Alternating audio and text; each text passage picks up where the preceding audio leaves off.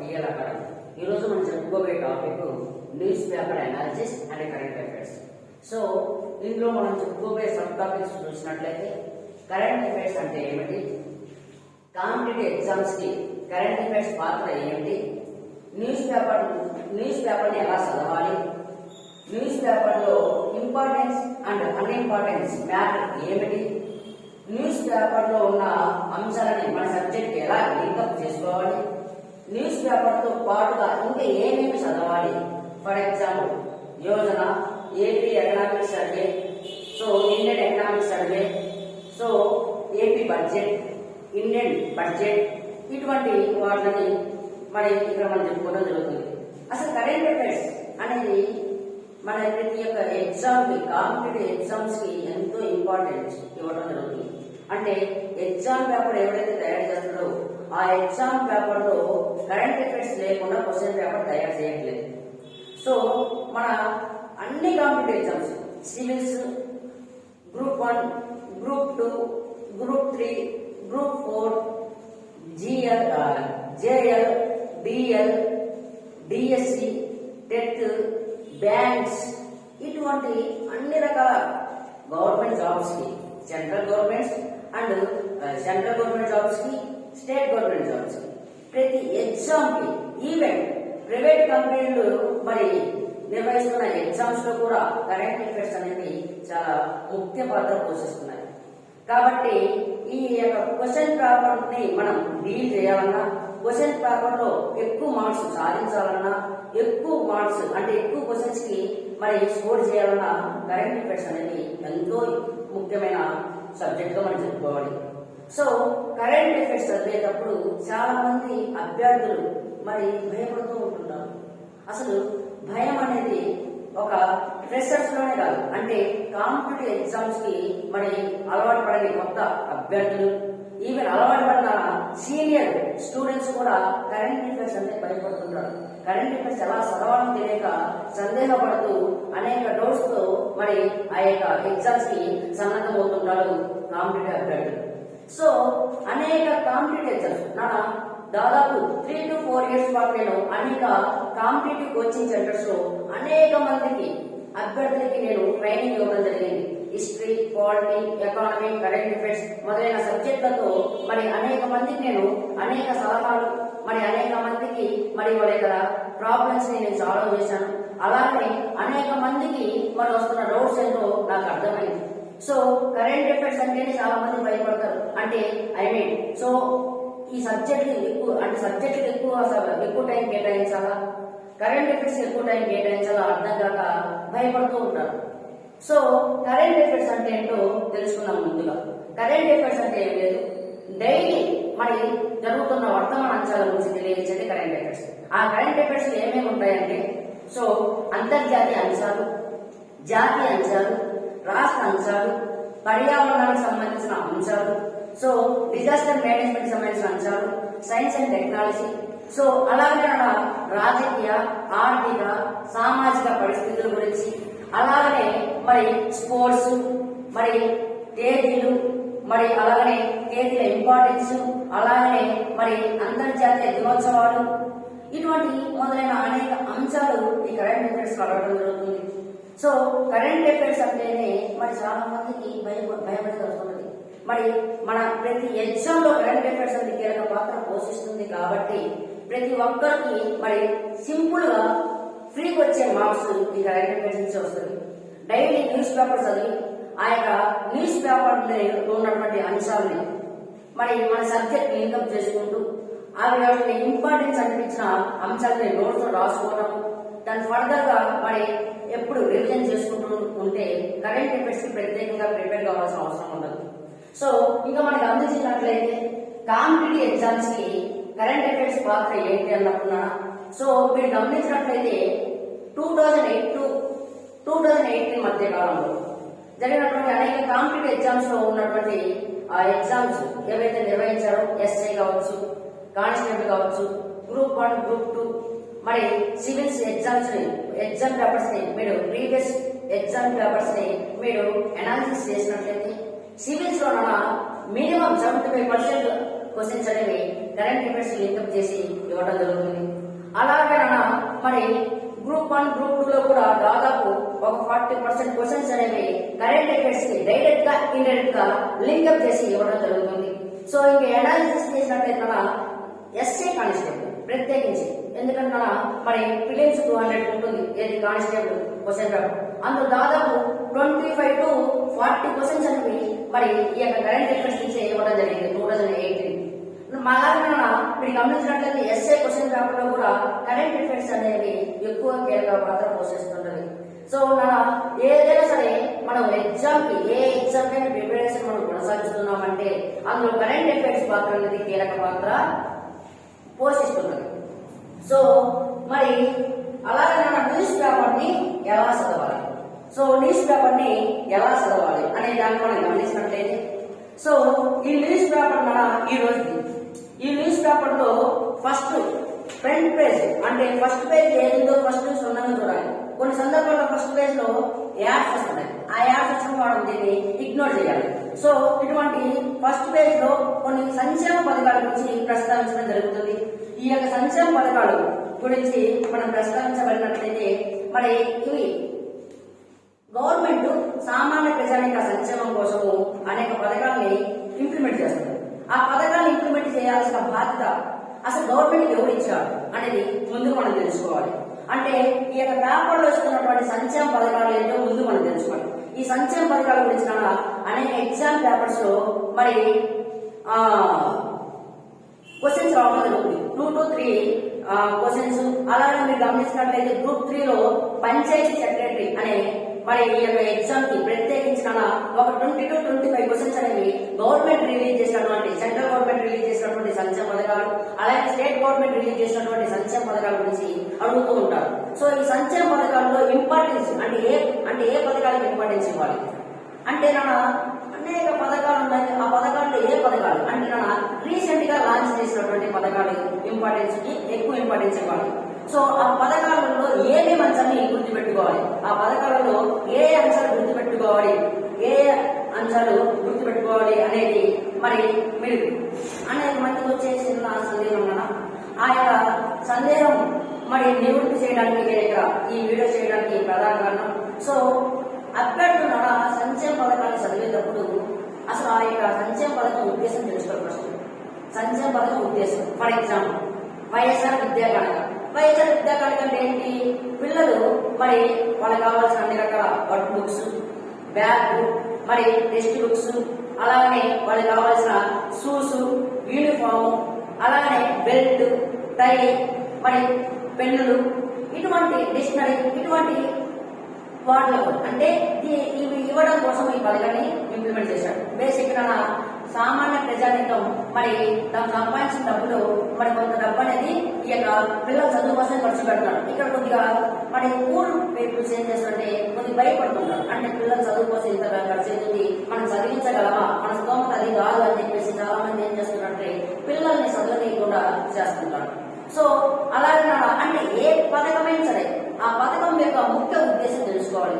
అలానే ఆ పథకంలో ఉన్నటువంటి మరి ఇంపార్టెన్స్ అంటే దాంట్లో అంటే ఏ డేట్ లో దాన్ని రిలీజ్ చేశారు, ఆ పథకంని ఏ డేట్ రిలీజ్ చేశారు, ఎవరు రిలీజ్ చేశారు, ఆ పథకం అనేది ఏ మంత్రిత్వ శాఖ కింద మరి ఇంప్లిమెంట్ అవుతుంది, దానికి ఎంత డబ్బు అలొకేట్ చేస్తున్నాడు అనేది చాలా ఇంపార్టెంట్. ఎందుకంటే మీరు గమనించినట్లయితే 2021లో ఏపీ హైకోర్టు ఎగ్జామినర్ పేపర్ మరి అక్కడ దాదాపు 2 క్వశ్చన్స్ దీనిపైన అడగడం జరిగింది. అంటే మరి ఆంధ్రప్రదేశ్ గవర్నమెంట్ రిలీజ్ చేసినటువంటి మరి పథకాలలో ఎంత డబ్బు అలొకేట్ చేశారు, వైఎస్ఆర్ అమ్మ ఒడి అనే పథకానికి ఈ యొక్క 2వ విడత సమయంలో ఎంత డబ్బు, ఎన్ని కోట్లు రిలీజ్ చేశారని చెప్పేసి క్వశ్చన్ అడగడం జరిగింది. అంటే ఏపీ హైకోర్టు ఎగ్జామినర్ ఈ యొక్క జాబ్ ని మరి కండక్ట్ చేసే ఎగ్జామ్ లో ఇటువంటి క్వశ్చన్ చదువుతున్నారంటే అప్కమింగ్ ఎగ్జామ్స్ లో కూడా ఇటువంటి క్వశ్చన్ చదవచ్చు కదా.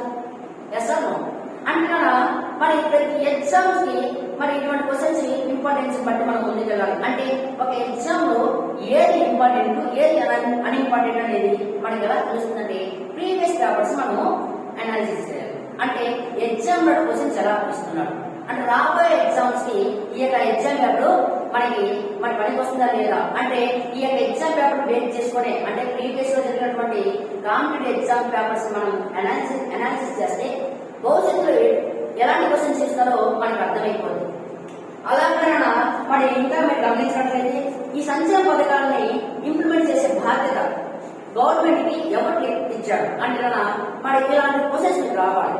అంటే సంక్షేమ పథకాన్ని గవర్నమెంట్ రిలీజ్ చేస్తుంది కదా, ఈ సంక్షేమ పథకాన్ని ఎందుకు రిలీజ్ చేస్తుంది? ప్రజలు అంటే గవర్నమెంట్ డబ్బులు ఎక్కువైపోయా, లేదంటే ప్రజల నుంచి గవర్నమెంట్ ఎక్కువగా అంటే ప్రజల్ని సానుభూతి పొందాలనే గవర్నమెంట్ సంక్షేమ పథకాలు ఇంప్లిమెంట్ చేస్తుంది. కారణం అంటే రాజ్యాంగము ప్రజల సంక్షేమం దృష్ట్యా గవర్నమెంట్ పాటుపడాలి. సమాజ స్థాపనే సమాజ స్థాపనే గవర్నమెంట్ లక్ష్యం, రాజ్యం లక్ష్యం అని చెప్పేసి రాజ్యాంగం చెప్తుంది. మీ రాజ్యాంగంలో మన రాజ్యాంగంలో 4వ భాగంలో ఆదేశ సూత్రాలు ఉన్నాయి. ఆ ఆదేశ సూత్రాల్లో 39 ఆర్టికల్ పెట్టుకుంటున్నాను. అంటే దేశ సంపద, సహజ వనరులు అనేవి దేశంలో ఉన్నటువంటి ప్రజలందరి సమిష్టి ప్రయోజనానికి ఉపయోగించే విధంగా కృషి చేయాలి అని గవర్నమెంట్ బాధ్యత అని చెప్పేసి పేర్కొంటుంది. అంటే ఈ దేశ సంపద, సహజ వనరులు అనేవి ప్రజలందరికీ అందుబాటులో ఉంచాలి. అలానే కొంతమంది వ్యక్తుల చేతిలో ఇవి కేంద్రీకృతం కాకూడదు అని చెప్పేసి రాజ్యాంగం పేర్కొంటుంది. అందులో 39 క్లాస్ F అనే ఆర్టికల్లో ఒక విషయం ఉంటుంది. బాల్యంలోను, యవ్వనంలోను, వృద్ధాప్యంలోను ఎవరు ఎటువంటి పేటకు గురి కాకుండా చూసుకోవాల్సిన బాధ్యత గవర్నమెంట్ పై ఉంటుంది. అంటే చూడండి బాల్యంలో పిల్లలు చదువుకోకపోతే పేటలకు గురవుతారు. మీరు గమనించండి, చాలా మంది తల్లిదండ్రులు పట్టించుకోకుండా చదువుకోకుండా ప్లాట్ఫామ్ పైన తిరుగుతూ ఉంటుంటారు. వాళ్ళు ఏ పని ఆ పని చేస్తుంటారు. ఆ పిల్లల్ని అనేక రకాల పనులకి కొంతమంది యూజ్ చేస్తుంటారు. వాడు పేటలకు గురవుతుంటారు. అటువంటి వాడికి గవర్నమెంట్ 6 to 14 years వయసు కలిగిన వాడికి ఫ్రీగా ఎడ్యుకేషన్ ఫెసిలిటీ కల్పించింది గవర్నమెంట్. దీన్ని ప్రాథమిక హక్కుగా చేస్తూ 2002లో 86వ రాజ్యాంగ సవరణ చట్టం ద్వారా ప్రాథమిక విద్య అనేది ఒక ప్రాథమిక హక్కుగా భావించాలి అని చెప్పేసి సుప్రీంకోర్టు ద్వారా ఒక హక్కుగా దీన్ని రాజ్యాంగంలో చేర్చడం జరిగింది. భారత రాజ్యాంగంలో 3వ భాగంలో ఆర్టికల్ 21A ఈ యొక్క అంశాన్ని చేర్చడం జరిగింది. ప్రాథమిక విధుల్లో కూడా 6 నుంచి 14 సంవత్సరాల మధ్య వయసు కలిగినటువంటి పిల్లలకి ఉచితంగా ప్రాథమిక విద్యని అందించాలి.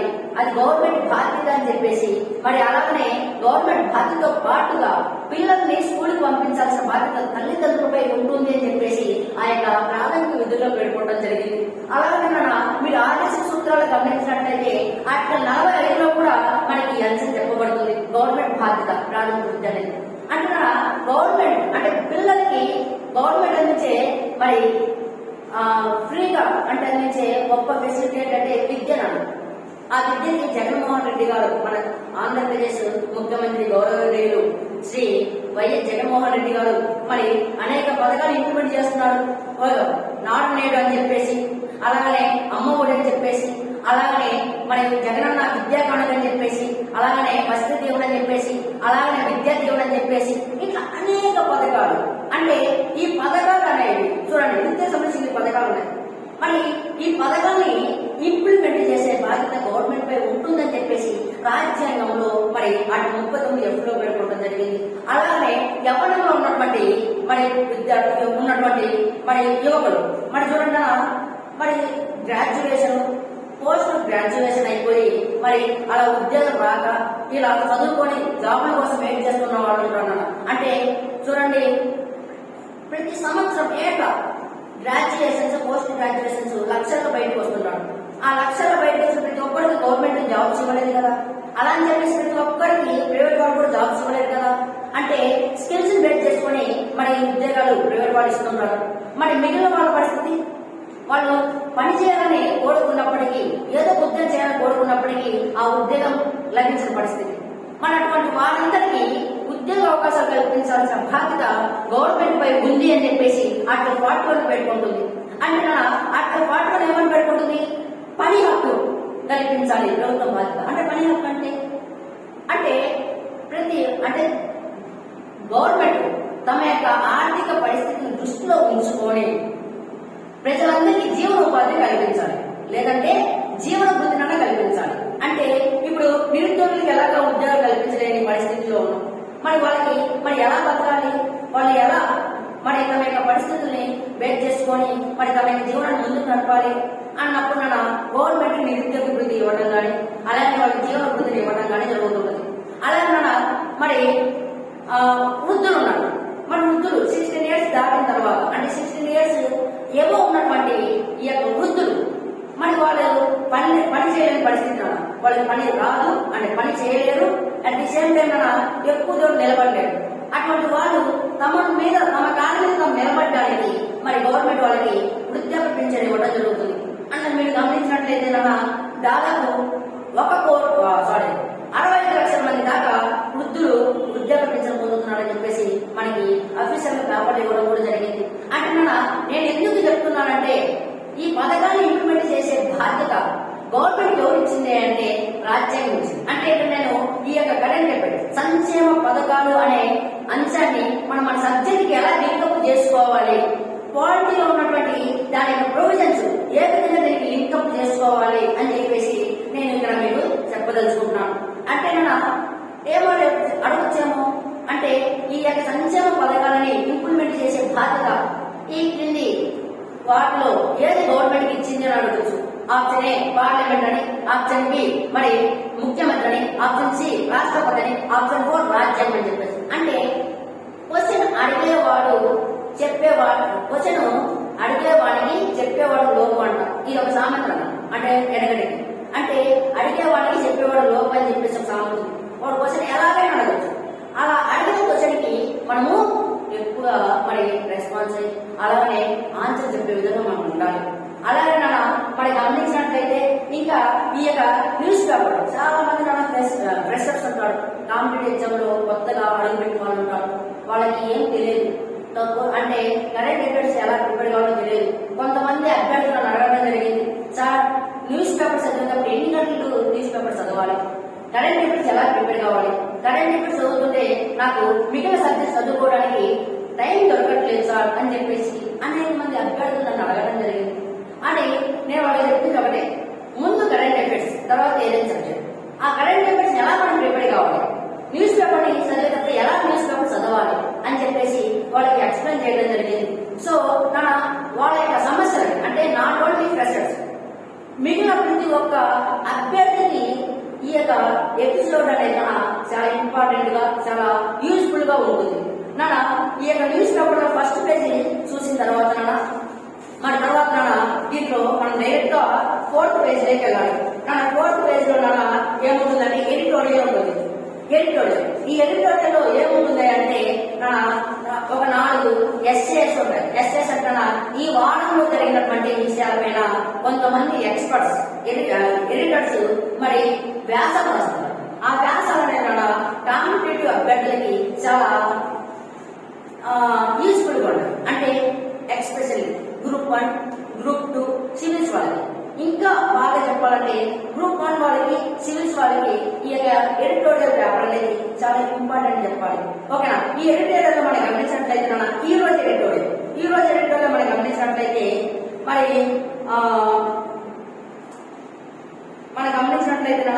గర్భ విచ్ఛిత్తి నిర్ణయాధికారం ఆమర్యాన్ని అని చెప్పేసి ఒక ఎస్సే ఇవ్వడం జరిగింది. అంటే అబార్షన్స్ అనేవి దానిపై అనేక చట్టాలు అనేక దేశాలు చేసేయడం. ఇటీవల కాలంలో అమెరికా సుప్రీంకోర్టు మరి అబార్షన్స్ అనేవి మహిళల ఛాయిస్ కాదు, మహిళల ఇష్టం కాదు, అబార్షన్ చేయించుకునే వాళ్ళు నేరానికి పాల్పడ్డట్టే, వాళ్ళని క్రిమినల్ చట్టాలను ఉపయోగించి మనం అరెస్ట్ చేస్తామని చెప్పేసి సుప్రీంకోర్టు కొన్ని ఆదేశాలు జారీ చేయడం జరిగింది. అంటే అబార్షన్స్ అనేవి మరి దానికి సంబంధించిన చట్టాలు అనేవి మనం తెలుసుకోవాల్సిన పరిస్థితి. ఇండియాలో అబార్షన్స్ గురించి ఏమైనా చట్టాలు ఉన్నాయా? 1971 ఇండియన్ అబార్షన్స్ యాక్ట్. ఓకేనా? ఈ యాక్ట్ ప్రకారం అబార్షన్స్ ఎన్ని వారాల్లో చేయించుకోవాలి, ఎవరి అబార్షన్ చేయించుకోవాలి, మరి అలానే లింగ నిర్ధారణ పరిచయం చేస్తున్నారు. అంటే కడుపులో ఉన్న అమ్మాయి, కడుపులో ఉన్నటువంటి అంటే ప్రెగ్నెంట్ తో ఉన్నటువంటి తల్లి, ఆ కడుపులో ఉన్నటువంటి ఆ శిశువు మహిళ లేదంటే పురుషుడా అని చెప్పేసి తెలుసుకోవడం కోసము కొన్ని టెస్టులు చేస్తున్నారు. ఆ టెస్ట్లని ఈ మధ్య బ్యాన్ చేయడం జరిగింది. అంటే అమ్మాయి అయితే ఇమీడియట్ గా భ్రూణహత్య చేస్తున్నాడని చెప్పేసి, అబార్షన్ చేయించుకుంటాడని చెప్పేసి ఆ యొక్క చట్టం ప్రకారం కొన్ని మార్పులు తీసుకొచ్చి ఈ యొక్క లింగ నిర్ధారణ పరీక్షల్ని రద్దు చేయడం జరిగింది. అయితే కొన్ని పరిస్థితుల్లో మరి తల్లికి ఇబ్బంది కలిగించే విధంగా, తల్లి ప్రాణానికి ఇబ్బంది వచ్చే విధంగా భద్రత లేని సందర్భంలో ఆ మహిళలకి అబార్షన్ చేయించుకునే ఫెసిలిటీ మన ఇండియాలో కల్పించారు. మీరు ఇది చూసుకున్నా, నేపాల్లో చూసుకున్నా, అలాగే రష్యాలో చూసుకున్నా, అమెరికాలో చూసుకున్నా, ప్రపంచంలో ఉన్న అన్ని దేశాల్లో అబార్షన్ యాక్ట్స్ అనేది చేయడం జరిగింది. దానికి సంబంధించిన ఎడిటోరియల్ గా చెప్పడం జరిగింది. పూర్తి సమగ్ర సమాచారం. ఈ సమాచారాన్ని మనము యూజ్ చేసుకొని ఎస్ఎస్ రైటింగ్ అంటే సివిల్స్ కానీ, గ్రూప్ 1 కానీ ఇటువంటి ఎగ్జామ్స్ లో రాయడానికి ఎంతో ఉపయోగపడుతుంది. అలాగే తర్వాత పశ్చిమ ఆసియాతో బలపడుతున్న బంధం అని చెప్పేసి, అంటే ఇంటర్నేషనల్ రిలేషన్స్ సంబంధించి క్వశ్చన్స్ ఇచ్చాను. ఈ ఇంటర్నేషనల్ రిలేషన్స్ అనేవి ప్రతి ఎగ్జామ్ కి ఇంపార్టెంట్. ఓకేనా? పశ్చిమ ఆసియాతో ఇండియాకి మధ్య సంబంధం ఏంటి? రీసెంట్ గా I2U2 అనే ఒక కూటమిని ఏర్పాటు చేశాం. దాన్ని మనం వెస్ట్ ఏషియా క్వాడ్ కూడా పిలుస్తాం. క్వాడ్ కంట్రీస్ 4 ఉంటాయి కదా, చతుర్భుజ కూటమి అంటాం దాన్ని. ఓకేనా? అమెరికా, భారత్, జపాన్, ఓకేనా, తర్వాత ఆస్ట్రేలియా, ఈ 4 దేశాలతో ఈ యొక్క క్వాడ్ ని ఏర్పాటు చేశారు. ఇది చైనాకి కౌంటర్. అంటే పసిఫిక్ మహాసముద్రంలో చైనా ఏ విధంగా తమ సామ్రాజ్య కాంచని కొనసాగించుకుంటుంది, ఏ విధంగా తమ నేషనలిజాన్ని ప్రపంచ దేశాలకి ఇంప్లిమెంట్ చేస్తుంది, అలాంటి దేశాన్ని కౌంటర్ గా క్వాడ్ ఏర్పాటు చేయడం జరిగింది. రీసెంట్ గా పశ్చిమ ఆసియా దేశాలతో కూడా ఒక క్వాడ్ ఏర్పాటు చేశారు. దాన్ని I2U2 అంటాం. పశ్చిమ ఆసియా దేశాల క్వాడ్ అని కూడా అంటాం. దీన్ని 2021 అక్టోబర్ లో ఈ యొక్క I2U2 అనే ఈ యొక్క సంస్థను ఏర్పాటు చేశారు. ఎందుకంటే పసిఫిక్ ఆసియాలో అంటే మధ్యధర సముద్రం, అరేబియా సముద్రాల్లో చైనా దేశానికి సంబంధించినటువంటి పెత్తనందారిని తగ్గించడం కోసం ఈ యొక్క క్వాడ్ ని ఏర్పాటు చేశారు. I2U2 అనే సంస్థను ఏర్పాటు చేశారనేది ఇక్కడ గుర్తుపెట్టుకోవడం జరుగుతుంది. ఇక్కడ ఈ యొక్క టాపిక్ చదవడం వల్ల పశ్చిమాసియా దేశాలకి ఇండియాకి మధ్య సంబంధం ఎలా ఉన్నాయి, అలాగనే పశ్చిమాసియా దేశాలు ఏ దేశాలు ఉన్నాయి, ఆ దేశాల యొక్క రాజధానులు ఏంటి, ఆ దేశాల కరెన్సీ ఏంటో ఇక్కడ తెలిసిపోతుంది. క్వశ్చన్ అడిగేవాడు ఇంటర్నేషనల్ రిలేషన్స్ పైన క్వశ్చన్ అడగవచ్చు. అంటే ఇండియాకి యుఏఈకి మధ్య ఎటువంటి సంబంధాలు ఉన్నాయి, అంటే ఇండియన్ జనాభా, ఇండియన్ సిటిజన్స్ యుఏఈలో ఎంతమంది నివసిస్తున్నారు, గల్ఫ్ కంట్రీస్ లో ఇండియాకి సంబంధించిన వాళ్ళు ఎంతమంది అక్కడ ఉపాధి పొందుతున్నారు, ఇటువంటి వాటిపై క్వశ్చన్స్ అడగవచ్చు కదా. అలాగే I2U2 అంటే ఏంటి, I2U2 అంటే ఏంటి? I2U2 అంటే ఇండియా, ఇజ్రాయెల్. U2 అంటే USA, UAE.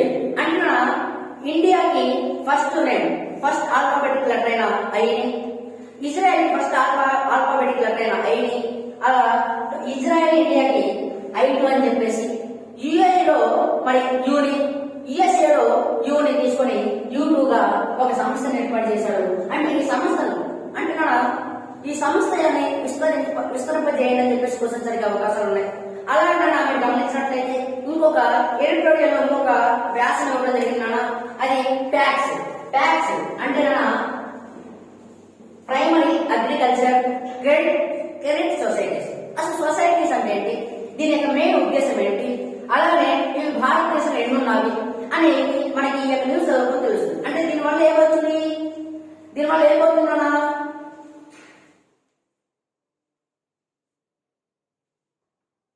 So PACS primary agriculture credit societies అంటే దీని ఉద్దేశం ఏంటి? దీని ఉద్దేశం ఏంటంటే అగ్రికల్చర్స్ కి అంటే రైతులకి రుణాలు ఇవ్వడం, అలాగే రైతులు పండించినటువంటి అగ్రికల్చర్ ప్రొడక్ట్స్ కి మార్కెటింగ్ కల్పించడం, అలాగే కిసాన్ క్రెడిట్ కార్డు కలిగిన రైతులకి రుణాలు కల్పించడం, అలాగే గిడ్డంగులను ఏర్పాటు చేయడము, అలాగే గిడ్డంగులు మెయింటైన్ చేస్తూ రైతులకు సంబంధించిన ప్రొడక్ట్స్ అక్కడ దాన్ని ఉంచడము, ఇటువంటి సేవలు ఇస్తుంది.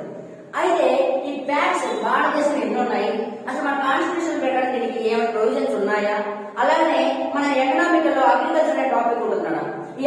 టాపిక్ లో దీని యొక్క మెయిన్ పాత్ర ఏంటి, ఏ కమిటీ ప్రకారం దీన్ని ఏర్పాటు చేశాడు అనేది మరి మనకి తెలుసు. ఈ యొక్క ఎస్సే రైటింగ్ అంటే ఈ యొక్క వ్యాసం చదవడం మనకు తెలుస్తుంది. అంటే నేను చెప్పదలుచుకుంది ఏంటంటే, ఫస్ట్ మనము న్యూస్ పేపర్ చదివేటప్పుడు ఫస్ట్ పేజీ చదివిన తర్వాత, అంటే ఫస్ట్ పేజ్ ఏది, ఫస్ట్ కొన్ని సందర్భాలు ఏమవుతుందంటే న్యూస్ పేపర్ ఇస్తున్నారు. ఏంటిది, న్యూస్ పేపర్ లో అడ్వర్టైజ్మెంట్ ఇస్తారు. అడ్వర్టైజ్మెంట్ ఇచ్చేటప్పుడు మనం ఎప్పుడు అడ్వర్టైజ్మెంట్ చూడకూడదు. ఓకేనా, మనం చూడకూడదు ఏంటంటే, చూడండి మన టాపిక్ అంటే మన పాయింట్ న్యూస్ పేపర్ లో ఇంపార్టెన్స్ అన్ ఇంపార్టెన్స్ మ్యాటర్ ఏంటి. ఓకేనా, దీనిలో న్యూస్ పేపర్ చదివేటప్పుడు ఇంపార్టెంట్ అన్ ఇంపార్టెంట్ ఏంటి అనే విషయంలో మనం గమనించినట్లయితే, దీంట్లో ఫస్ట్ పేజ్ లో అడ్వర్టైజ్మెంట్ ఇచ్చినప్పుడు మనం ఆ పేపర్స్ మనం ముట్టుకోవాలి. గవర్నమెంట్ సంబంధించి ఏమన్నా సంక్షేమ పథకాల గురించి ఏమన్నా చేసినా అప్పుడు ఆ సంక్షేమ పథకాలకు సంబంధించి మనకి ఇంపార్టెంట్ మాత్రం చదువుకోవాలి. ఏంటిది, ఆ పథకాన్ని ఎప్పుడు ఏర్పాటు చేశారు, ఆ పథకం ఏ మంత్రి కింద ఉంటుంది, ఆ పథకానికి ఎంత డబ్బు ఎలకేట్ చేశాడు, అలాగే ఆ పథకంని ఉద్దేశం ఏంటో చదువుకుంటే సరిపోతుంది. అంతేగాని దాంట్లో అన్మ్యాటర్ మొత్తం చదివేసి మరి దీనికి టైం అయిపోతుందంటే ఎవరేం చేయలేరు. అంటే దీనికి పథకంలో దాదాపుగా ఈ పేజ్ మొత్తం ఇచ్చాడు. ఈ పేజ్ మొత్తం చదవడానికి దాదాపు 15 నుంచి 20 నిమిషాలు పడుతుంది. ఈ 2 నిమిషాలు పెట్టే వల్ల ఆ పథకం ఉద్దేశం తెలుసుకొని ఆ పథకాన్ని ఎప్పుడు ఏర్పాటు చేశారు, ఆ పథకాన్ని ఎవరు మరి ఏ మంత్రి శాఖ కింద ఇది ఇంప్లిమెంట్ అవుతుందని తెలుసుకొని ఆ 3 పాయింట్లు తెలుసుకుంటే 1 నిమిషాలు అయిపోతుంది పేపర్. అలాగే ఈ పేపర్ లో 4వ పేజ్ నన్ను చాలా మంది అంటుంటాడు, 4వ పేజ్ చదవాలంటే చాలా కష్టం ఉంటుంది సార్, ఎలా అర్థం చేసుకోవాలి, మరి దీనికోసం దాదాపు గంట టైం స్పెండ్ చేస్తున్నాము అని చెప్పేసి అంటాడు. గంట పాటు స్పెండ్ చేయాల్సిన అవసరం లేదన్న. జస్ట్ పేపర్ అలవాటు అయిన వరకు పైన చూసుకొని వెళ్ళిపోండి చాలు. అంటే మీకు అర్థమైంది, రోజుకి ఏమవుతుందంటే రీడింగ్ స్కిల్స్ పెరగడం వల్ల ఆటోమేటిక్ గా మీ మైండ్ లో సెట్ అయిపోతుంది. మన సబ్జెక్ట్ లాగా దాన్ని గుర్తు పెట్టుకోవాలి అనేది ఏం లేదు. ఎందుకంటే ఒక విషయం కాదు, న్యూస్ లో వచ్చింది అనేక విషయాలు వస్తున్నాయి. అనేక విషయాలు మీరు న్యూస్ లో మనకి గుర్తు పెట్టుకొని మరి మీ సబ్జెక్ట్ గుర్తు పెట్టుకోవాలంటే కష్టం. సో మీరు జస్ట్ నార్మల్ గా వాటిని చూసుకుంటే వెళ్ళండి చాలు. న్యూస్ లో అంటే సమాజంలో ఏం జరుగుతుందో తెలుసుకోవడమే ఈ న్యూస్ పేపర్ యొక్క మెయిన్ ఉద్దేశం. అందుకన ఈ 4వ పేజీలో ఉన్నటువంటి మ్యాప్ ని ఒక్కసారిగా ఆ పేజ్ మొత్తం చదవండి చాలు. దాన్ని గుర్తు పెట్టుకునే విధంగా చదవాల్సిన అవసరం లేదు. ఓకేనా, నెక్స్ట్ ఇంపార్టెంట్ అనిపిస్తేనే ఆ 4వ పేజీలో ఇంపార్టెంట్ అనిపిస్తేనే 1-2 లైన్స్ మీ నోట్స్ లో రాసుకోవడానికి ప్రయత్నించండి. Very important. నెక్స్ట్ ఆ 4వ పేజీ అయిపోయిన తర్వాత మనం ఇక్కడ మెయిన్ పేపర్ ఉంటుంది. ఈ మెయిన్ పేపర్ లో మనం ఏం చదవాలి, ఈ మెయిన్ పేపర్ లో మనం ఏం చదవాలి అనేది మనం గమనించినట్లయితే, మెయిన్ పేపర్ లో మనకు ఇంపార్టెంట్ ఏంటి అన్ ఇంపార్టెంట్ ఏంటో మనకి ఇమీడియట్ తెలిసిపోతుంది. అంటే చూడండి ద్రౌపది ముర్ముదే పీఠం, ద్రౌపది ముర్ముదే పీఠం అంటే ద్రౌపది ముర్ము ఎవరు? ఇప్పుడు 16 రాష్ట్రపతి ఎన్నికలు, ఈ 16 రాష్ట్రపతి ఎన్నిక జరగబోతుంది. ఇప్పుడు 15 మంది రాష్ట్రపతులు మరి పనిచేశారు భారతదేశంలో. ఈ 15 మంది రాష్ట్రపతుల్లో ప్రతిభా పాటిల్ ఫస్ట్ టైం ఒక మహిళ రాష్ట్రపతి ఎన్నికైనది ఆమె. తర్వాత ఇప్పుడు ద్రౌపది ముర్ము అంటే ఎన్డీఏ అంటే అధికార పార్టీలో ఉన్నది బీజేపీ కాబట్టి బీజేపీకి అనుకూలంగా కొన్ని పార్టీలు ఉన్నాయి. ఆ ఎన్డీఏ కూటమి ఏర్పాటు చేసింది కాబట్టి మాక్సిమం ఆ యొక్క ద్రౌపది ముర్ము గారి గెలిచే పరిస్థితులు ఉన్నాయి. ఎందుకంటే ఎక్కువ మెజార్టీ ఆ యొక్క బీజేపీకి అనుకూలంగా ఉన్న పార్టీలు ఉన్నాయి కాబట్టి ఆ యొక్క పార్టీలకు సంబంధించిన వాళ్ళు మరి ఓట్లు ఎక్కువ వేయడం జరుగుతుంది. దాంతో ఎక్కువ మెజార్టీ సాధిస్తుంది కాబట్టి ఆటోమేటిక్ ఈమె రాష్ట్రపతి అవుతుంది. దాంట్లో ఎటువంటి ప్రస్తావన లేదు. ఓకేనా, విపక్ష పార్టీల వాళ్ళు ఏర్పాటు చేసిన అంటే అపోజిషన్ పార్టీ వాళ్ళు ఏర్పాటు చేసినటువంటి అభ్యర్థి ఓకేనా ఈ సింగ్ మరి గెలుస్తారో గెలవదని చెప్పేసి అది ఆయన యొక్క ఆత్మ బంధం పైన ఆధారపడి ఉంటుంది. ప్రతి ఒక్క ఆయన ఉంటే ఏం చేయకపోవచ్చు. అయితే ఇప్పుడు అధికారంలో ఉన్నటువంటి పార్టీ వాళ్ళు ఏర్పాటు చేసినటువంటి అభ్యర్థులనే మరి రాష్ట్రపతి వెళ్ళిపోవడం జరిగింది ఫస్ట్ టైం. ఓకేనా, ఫస్ట్ టైం 1969 లో ఓకేనా అధికార పార్టీని నిలబెట్టిన అభ్యర్థి కాకుండా వేరే పార్టీ వాళ్ళు గెలిచడం జరిగింది. వివి గిరి గారు గెలిచడం జరిగింది. ఓకేనా, రాష్ట్రపతిగా నీల సంజయ్ రెడ్డి వివి గిరి గారు మరి రాష్ట్రపతి ఎన్నికలు పోటీ చేస్తే ఆ కాంగ్రెస్ పార్టీ సంబంధించిన ఆ యొక్క నీలం సంజయ్ రెడ్డి ఓడిపోవడం జరిగింది. ఆ యొక్క వివి గిరి గారు రాష్ట్రపతికి ఎన్నిక కావడం జరిగింది. అయితే నేను చెప్పదలుచుకుంది ఏంటంటే ఈ యొక్క న్యూస్ చదివిన తర్వాత అసలు రాష్ట్రపతి కొలీజియం ఏం చెప్తుంది? ఆ రాష్ట్రపతి ఎన్నికలు ఎవరెవరు పాల్గొంటారు? పార్లమెంట్ అంటే ఏంటి? పార్లమెంట్ లో ఉన్నటువంటి ఎంపీలు ఎంతమంది? అలాగే లోక్సభలో ఉన్నటువంటి ఎంపీలు ఎంతమంది? రాజ్యసభలో ఉన్నటువంటి ఎంపీలు ఎంతమంది? రాష్ట్రపతి ఎన్నికలో పాల్గొనే ఎంపీలు ఎవరు? అంటే రాష్ట్రపతి ఎన్నికలు పాల్గొనే వాళ్ళు మరి లోక్సభకి రాష్ట్రపతి నామినేట్ చేసినటువంటి రాహుల్ గాంధీ ప్రెజెంట్ లేదన్నారు. 105వ రాజ్యాంగ చట్టం కనుక ఆ యొక్క ఆంగ్లో యొక్క రిజర్వేషన్ తొలగించడం జరిగింది. సో తర్వాత మన రాజ్యసభకి మన రాష్ట్రపతి 12 మందిని నామినేట్ చేస్తున్నాడు. కళలు, సాహిత్యం, అలాగే మరి వివిధ మరి పర్యావరణం, అలాగే కళలు, సాహిత్యము, సామాజిక రంగము ఇటువంటి రంగాల్లో ఎక్స్పర్ట్స్ ని ఈ యొక్క రాష్ట్రపతి నామినేట్ చేస్తున్నారు. అటువంటి వాళ్ళు ఆ 12 మంది ఇద్దరు మరి రాష్ట్రపతి ఎన్నికల్లో పాల్గొన్నారు. మరి రాష్ట్రపతి ఎన్నికలు ఎవరు పాల్గొంటారు? పార్లమెంట్ కి ఎన్నికైన ఎంపీలు, అలానే అన్ని రాష్ట్రాలలో ఉన్నటువంటి శాసనసభకి ఎన్నికైన ఎమ్మెల్యేలు, అలానే మరి తర్వాత ఢిల్లీ, పాండిచేరిలో ఉన్నటువంటి శాసనసభకి ఎన్నికైన ఎమ్మెల్యేలు మాత్రమే రాష్ట్రపతి ఎన్నికల్లో పాల్గొంటారు. ఎమ్మెల్సీలు రాష్ట్రపతి ఎన్నికల్లో పాల్గొంటారు. అంటే రాష్ట్రపతి ఎన్నిక గురించి ఏ ఆర్టికల్ పేర్కొంటుంది? ఆర్టికల్ 52 నుంచి ఆర్టికల్ 61 వరకు మరి ఏమేమి తెలియజేస్తున్నాయి? అలా మరి ఆ రాష్ట్రపతి ఎన్నికలో మరి ముఖ్యంగా ఆయన రాష్ట్రపతి ఏ విధంగా తొలగిస్తాడు? రాష్ట్రపతిని ఈ జీతం ఎంత? రాష్ట్రపతి జీతము మరి భారత రాజ్యాంగంలో ఏ ఆర్టికల్ పేర్కొంటుంది? ఏ షెడ్యూల్ పేర్కొంటుంది? ఈ అంశాలన్నింటిపైన మీకు ఒక పట్టు రావాలి. ఎప్పుడైతే పట్టు వస్తుందో ఆటోమేటిక్ గా ఈ యొక్క టాపిక్ మీరు చదవగానే ఆటోమేటిక్ రాజ్యాంగం అంశాలు మొత్తం మీ మైండ్ కి స్ట్రైక్ అయిపోతుంది. అంటే రాజ్యాంగంలో ఉన్నటువంటి ఈ అంశాలు మీకు స్ట్రైక్ కావాలంటే ముందు బాడీ అంటే తెలుసుకోవాలి. అంటే నేను చెప్పదలుచుకుంది ఏంటంటే క్వశ్చన్ ద్రౌపది ముర్ము గురించి మరి అడగొచ్చు, అడగకపోవచ్చు. రాష్ట్రపతి ఎన్నికకి సంబంధించి క్వశ్చన్ చదవచ్చు. ఎందుకంటే మరి ఈ సంవత్సరం నిన్న రాష్ట్రపతి ఎన్నికకి జూలై 18న ఎన్నికలు జరిగాయి. మరి ఆగస్టు మరి ఆగస్టులో ఆయన దీనికి సంబంధించి ఎన్నికకి సంబంధించి రిజల్ట్ ఇస్తున్నాడు. అంటే ఈ యొక్క సంవత్సరంలో రాష్ట్రపతి ఎన్నిక జరిగింది కాబట్టి రాబోయే పరీక్షలకి ఈ యొక్క రాష్ట్రపతి పైన క్వశ్చన్స్ అడగవచ్చు. ఓకేనా? అలానే ద్రౌపది ముర్ము ఏ రాష్ట్రానికి సంబంధించిన? ఒడిశాకి.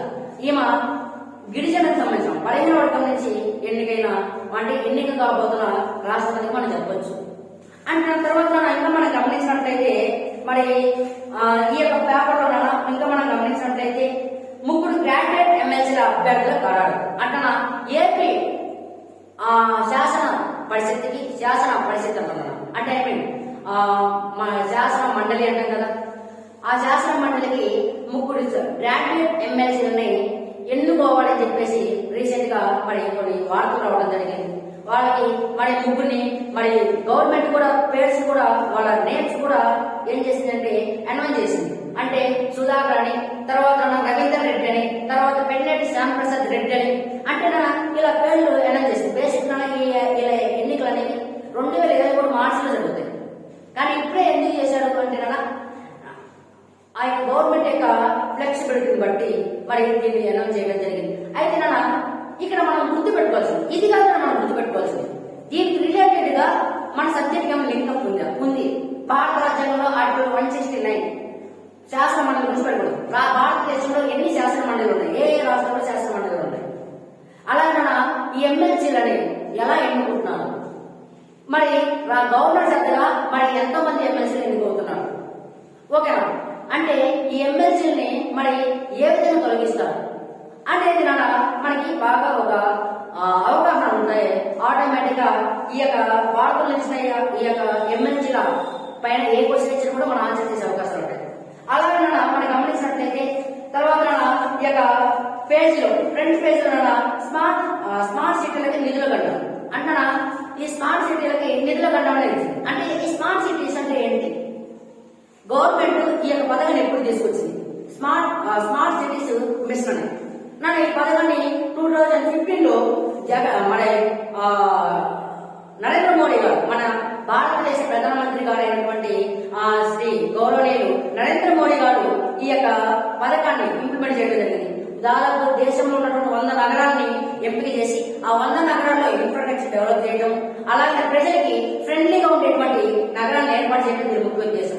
దాదాపు 7,20,000 కోట్లు దీన్ని ఖర్చు చేయడం జరిగింది ఇప్పుడు. అంటే ఒక్కొక్క నగరం డెవలప్మెంట్ కోసం మరి దీనికి ఇంత ఖర్చు చేయడం జరిగింది. అసలు ఈ స్మార్ట్ సిటీస్ అంటే ఏంటి? మన ఏపీలో ఏమేమి ఉన్నాయి? మన ఏపీలో దాదాపు 4 ఉన్నాయి. వైజాగ్, తర్వాత అమరావతి, కాకినాడ, తిరుపతి. అంటే ఈ నగరాలలో మరి ఏమేమి డెవలప్ చేశాడు అనేవి మనకి ఒక అవగాహన రావాలి. అంటే ఈ ఫ్రంట్ పేజ్ లో మనకి ఏమి ఇంపార్టెంట్, ఏమి అన్ఇంపార్టెంట్ అనేది మనకి ఇమీడియట్ గా తెలిసిపోతాయి. ఒక కాంపిటేటివ్ అభ్యర్థిగా మనకి తెలిసిపోతాయి. అలాగే మనకి కొన్ని ఉంటాయి అన్వాంటెడ్ ఇష్యూస్. ఏంటి? జగనన్న జల కాలనీలు నీట మునిగిపోయాయని చెప్పేసి ఉన్నాయి. అవి మనకి ఎందుకు యూజ్ కావు? ఓకేనా? అనవసరమైన వాటిని వదిలేయండి.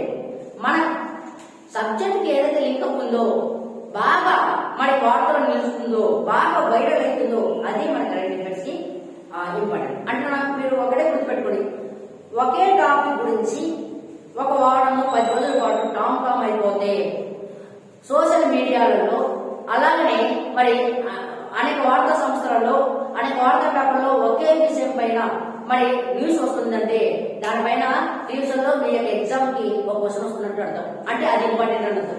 అలాగే మీరు గమనించినట్లయితే ఇంకా మనం ముందుకెళ్ళినట్లయితే పాఠశాలల విలీనం నిలిపివేయాలి. బేసిక్ జగన్మోహన్ రెడ్డి మరి మన ముఖ్యమంత్రి గారు మరి ప్రాథమిక పాఠశాలని 1 నుంచి 3 తరగతి ఈ యొక్క పాఠశాలని ప్రాథమిక ఉన్నత పాఠశాలలో కలపాలని చెప్పేసి మరి ట్రై చేస్తున్నాడు. అసలు ఎందుకు ఇలా ట్రై చేస్తున్నాడు అనేది మనం అర్థం చేసుకున్నట్లయితే దీన్ని 2020 నేషనల్ ఎడ్యుకేషన్ పాలసీ ప్రకారం దీన్ని ఇలా చేస్తున్నాడు. అయితే మనం ఇక్కడ గుర్తుపెట్టుకోవాల్సింది, మనము మరి అలాగే చదువుకోవాల్సిన అంశం ఏంటంటే అసలు నేషనల్ ఎడ్యుకేషన్ పాలసీ అంటే ఏంటి? ఫస్ట్ నేషనల్ ఎడ్యుకేషన్ పాలసీని ఎవరు తీసుకొచ్చారు? ఏ ప్రధానమంత్రి కాలంలో తీసుకొచ్చారు? 1966, 1968 ఈ మధ్య కాలంలో కొట్టాలి కమిషన్ సిఫార్సుల మేరకు ఈ జాతీయ విద్యా విధానం గురించి మరి సిఫారసు చేయడం జరిగింది. ప్రధానమంత్రి అయినటువంటి ఇందిరాగాంధీ గారు 1968 లో ఈ యొక్క ఫస్ట్ టైం భారతదేశంలో ఫస్ట్ టైం నేషనల్ ఎడ్యుకేషన్ పాలసీని తీసుకోవడం జరిగింది. 1968 ముందు బ్రిటిష్ వారు తీసుకొచ్చినటువంటి ఆ యొక్క ఎడ్యుకేషన్ పాలసీస్ మనకి ఇంప్లిమెంట్ చేయడం జరిగింది. బ్రిటిష్ వారి కాబట్టి ఫస్ట్ టైం చూడండి, ఈ అంశం అనేది ఎక్కడ దాకా వెళ్తుంది చూడండి, గమనించండి. సో బ్రిటిష్ వారి కాలంలో ఫస్ట్ టైం 1813 చార్టర్ యాక్ట్ ప్రకారం భారతదేశంలో ఒక యూస్ఫుల్ ఎడ్యుకేషన్ కోసము 1 lakh rupees బడ్జెట్ కేటాయించడం జరిగింది. తర్వాత అది 1835 ఆ సమయంలో భారతదేశం మొట్టమొదటి లా మెంబర్ అయినటువంటి లార్డ్ బాబింగ్టన్ మెకాలే ఆయన అధ్యక్షతన ఒక కంపెనీ వేయడం జరిగింది, విద్యా కంపెనీ. ఆ కంపెనీ భారతదేశంలో ఇంగ్లీష్ విద్యను ప్రవేశపెట్టుకున్నాడు. ఆ ఇంగ్లీష్ విద్యనే ప్రజెంట్ మనం అందరము ఇంగ్లీష్ నేర్చుకోవడానికి అవకాశం కల్పించింది.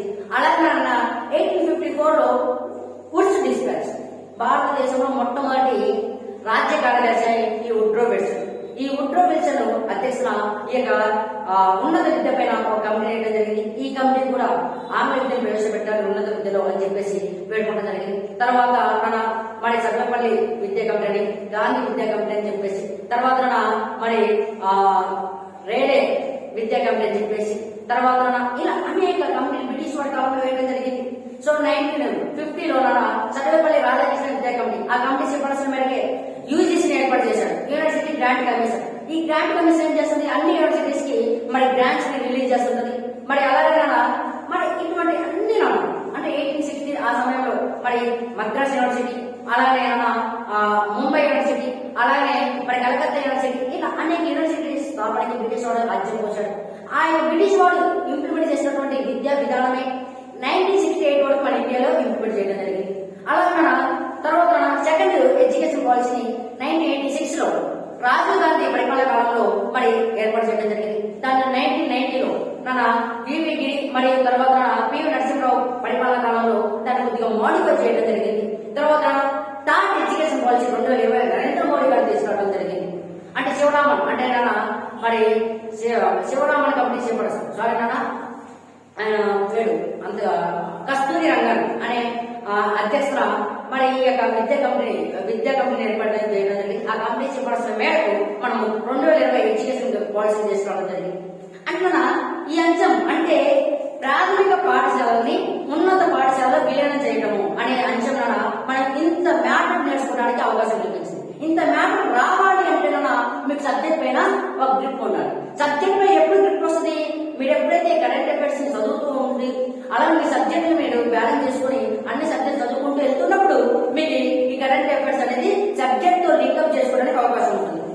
అలాగే మీరు గమనించినట్లయితే మరి నర్మదా నదిలో పడిన బస్సు 12 మంది దుర్మరణం అని చెప్పేసి అన్నాడు.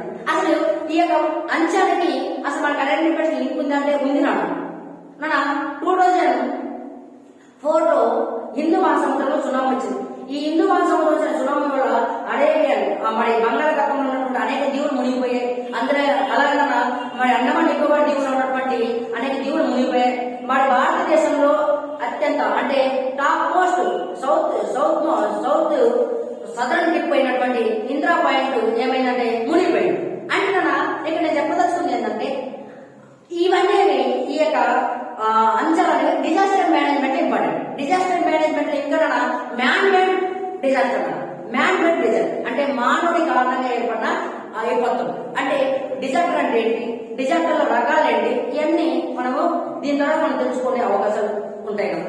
అలా మీరు గమనించినట్లయితే ఇంకా వీటిలో ఈ న్యూస్ పేపర్లు ఇంకా మనం ఏం చదవాలి అంటే ఇప్పటి చూడండి దాదాపు ఒక 7 ఆర్టికల్స్ వచ్చాయి. అలాగే దీనికి చూడండి ఫస్ట్ మరి మెయిన్ పేపర్ దాదాపు 20 ఆర్టికల్స్ ఉంటే మనకి 7 ఆర్టికల్స్ ఇంపార్టెంట్ అని చెప్పేసి చెప్తున్నాను. మిగిలిన మొత్తము ఈ మధ్య వర్షాల కాలానికి మునిగిపోయిన మరి పరిస్థితుల గురించి అలాగే మరి అన్వాంటెడ్ న్యూస్ ఇవ్వడం జరిగింది.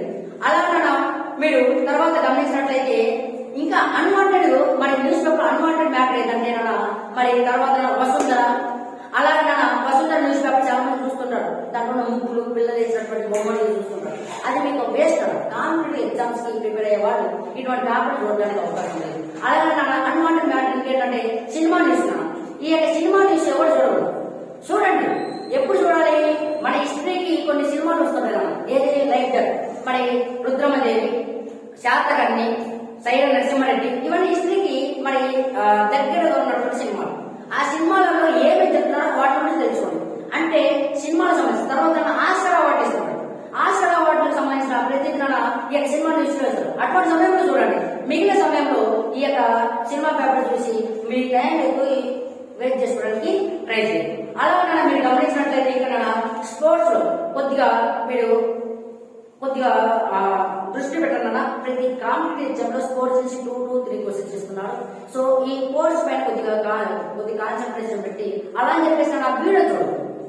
అంటే స్పోర్ట్స్ వీడియోస్ ప్రో కబడ్డీ అని చెప్పేసి ఐపీఎల్ అని చెప్పేసి అదే టైంగా వాటిని చూస్తూ తన టైం మొత్తం వెయిట్ చేస్తున్నాడు. అంటే నేను చెప్పదలుచుకుంది ఏంటంటే వీడియోస్ కాకుండా పేపర్లో ఉన్నటువంటి మ్యాటర్స్ చదవండి, గుర్తు పెట్టుకోండి, ఏమంటే రాసుకోండి. అలా ఇంకా మీరు గమనించినట్లయితే బిజినెస్ పేపర్ లో మనకి ఇంపార్టెంట్ అంటే సెన్సెక్స్, నిఫ్టీ దాని యొక్క ఒడిదుడుకులు ఏంటో తెలుసుకోవాలి. అలాగే మరి సంస్థలకి స్టేట్మెంట్లు, సిఇఓలు, ఎండీలు నియమిస్తుంటారు, వాళ్ళని గుర్తు పెట్టుకోవాలి. అలాగే బ్యాంక్ రేట్స్ బిజినెస్ పేపర్ వేస్తుంటారు. అంటే ప్రతి 2 నెలలకు ఒకసారి ఎంపీసీ మానిటరీ పాలసీ కంపెనీ మరి సమావేశం అవుతుంటది. దానికి అధ్యక్షులు ఎవరు, దాని సభ్యులు ఎవరు, అలాగే వాళ్ళు తీసుకున్న నిర్ణయాలు ఏంటి, మరి వాళ్ళు మరి బ్యాంక్ రేట్స్ ఏమైనా వడ్డీ రేట్లలో ఇంట్రెస్ట్ రేట్స్ ఏమైనా చేంజ్ చేశారా, ఇటువంటి విషయాలు మీరు మరి చదువుకోవాల్సిన పరిస్థితి బిజినెస్ పేపర్ లో ఉంటుంది. అలాగే న్యూస్ పేపర్ చదివిన తర్వాత మరి వాటిని మరి ఎలా మన న్యూస్ పేపర్ లో ఉన్నటువంటి అంశాన్ని ఏ విధంగా మన నోట్స్ లో రాసుకోవాలి అంటే నోట్స్ న్యూస్ పేపర్ ఉన్నట్టు తీసుకోవాలి. ఆ న్యూస్ పేపర్ లో మనకి ఎంత అవసరమో మనం చదివిన తర్వాత మనము ఆ దాన్ని ఏ విధంగా గుర్తు పెట్టుకుంటున్నాము, మనం రాసుకున్న ఆ పాయింట్ ని ఒకసారి మనం చూసుకుంటే ఆటోమేటిక్ గా గతం చదివిన దాని మొత్తం గుర్తు వచ్చే విధంగా చూసుకోవాలి. అంటే ఇంపార్టెంట్ ఫర్ ఎగ్జాంపుల్ ద్రౌపది ముర్ముకి మరి ఎక్కువ సీట్లు వచ్చే అవకాశాలు ఉన్నాయన్నారు. అంటే ద్రౌపది ముర్ము అంటే రాష్ట్రపతి ఎన్నిక అంటే తెలుసుకోవాలి. ఓకేనా, దానికి సంబంధించిన కొద్ది మ్యాప్ రాసుకుంటాం. ద్రౌపది ముర్ము ఏ రాష్ట్రానికి సంబంధించి ఒడిశా. ఓకే, ఆమె ఏ మరి పట్టణ చెందింది గిరిజన. అంటే ఇట్లా కొన్ని విషయాలు రాసుకుంటే మంచిది. ఇలా రాసుకున్న తర్వాత ఎలా వాటిని మనం రివిజన్ చేసుకోవాలి. రోజు న్యూస్ పేపర్ మరి చదివిన తర్వాత 1 గంట లేదా 1 అర్ధ గంట న్యూస్ పేపర్ లో ఉన్నటువంటి అంశాలు తర్వాత ప్రతి వారం ఒకసారి దాన్ని రివిజన్ చేసుకుంటుంటే ఆటోమేటిక్ గా మీరు కరెంట్ అఫైర్స్ ప్రిపేర్ చేయాల్సిన అవసరం లేదు. తర్వాత మరి ఇంకా మీరు గమనించినట్లయితే నా న్యూస్ పేపర్ తో పాటుగా ఇంకా మనం ఏమేమి చదవాలి అంటే సో యోజన అనే మ్యాగజైన్ చదవాలి. యోజన అనేది గవర్నమెంట్ రిలీజ్ చేసే ఒక అఫీషియల్ బుక్. ఆ దాంట్లో వివిధ మంత్రిత్వ శాఖ వాళ్ళు ఏమేమి రిలీజ్ చేస్తున్నాయి, మరి గవర్నమెంట్ ఏమేమి పథకాలు ఇంప్లిమెంట్ చేస్తున్నాయో ఇందులో యోజనలో ఇవ్వడం జరుగుతుంది. అలాగే ఈ యొక్క సెంట్రల్ గవర్నమెంట్ ఏమేమి కార్యక్రమాలు చేపడుతుందో దానికి సంబంధించిన సమగ్ర సమాచారం అనేది యోజనలో ఇవ్వడం జరుగుతుంది. అలాగే ఏపీ ఎకనామిక్స్ అంటే ఏపీ ఎకనామిక్ సోషల్ సర్వే అనేది బడ్జెట్ కి ఒకరోజు ముందు ప్రవేశపెడతారు. మరి బడ్జెట్ ఇవి మనకి కరెంట్ మరి ఇవి ఆఫీసర్ గవర్నమెంట్ నుంచి రిలీజ్ చేస్తారు కాబట్టి వాటిని మనం చదువుకోవాలి. ప్రతి ఎగ్జామ్ ఏపీ ఎకనామిక్ సర్వే నుంచి అలాగే మరి బడ్జెట్ గురించి క్వశ్చన్స్ వస్తున్నాయి. అలాగే Indian economic survey central government service express Indian economic survey Indian budget అనేది చాలా ఇంపార్టెంట్. ఓకేనా? అలాగే ఈ బడ్జెట్ చదువుతున్నప్పుడు బడ్జెట్ సంబంధించుకుని ఇంపార్టెంట్ జీకే సంబంధించిన క్వశ్చన్స్ గుర్తుపెట్టుకోవాలి. అది రాజ్యం ఏ ఆర్టికల్లో ఉంది, బడ్జెట్ అంటే ఏంటి, బడ్జెట్ జర్నల్ అంటే రెవెన్యూ బడ్జెట్ అంటే ఏంటి, మూలధన బడ్జెట్ అంటే ఏంటి, అలాగే దాంట్లో మరి ఇంకా గమనించినట్లయితే ప్రాథమిక లోటు అంటే ఏంటి, అలాగే ఇంకా మనం గమనించినట్లయితే ఆర్థిక లోటు అంటే ఏంటి, మరి మిగులు బడ్జెట్ అంటే ఏంటి, లోటు బడ్జెట్ అంటే ఏంటి, మరి అలాగే మరి గమనించినట్లయితే తర్వాత సమ్మిళిత బడ్జెట్ అంటే ఏంటి, శూన్య బడ్జెట్ అంటే ఏంటి, ఇవన్నీ మనం తెలుసుకోవాలి. బడ్జెట్ చదివే ముందు దాని టెర్మినాలజీ తెలుసుకోవాలి. మరి ఈ వీడియో మీకు నచ్చినట్లయితే ఓకేనా, ఈ వీడియో మీకు నచ్చినట్లయితే ప్లీజ్ సబ్స్క్రైబ్ దిస్ ఛానల్. అలాగే మీకు ఈ వీడియో మీకు యూజ్ అయింది, మా ఫ్రెండ్స్ కూడా యూజ్ అవుతుంది అనుకుంటే మీ ఫ్రెండ్స్ కూడా షేర్ చేయండి, లైక్ చేయండి. మా యూట్యూబ్ ఛానల్ ని మరి ప్రోత్సహించండి. Thank you.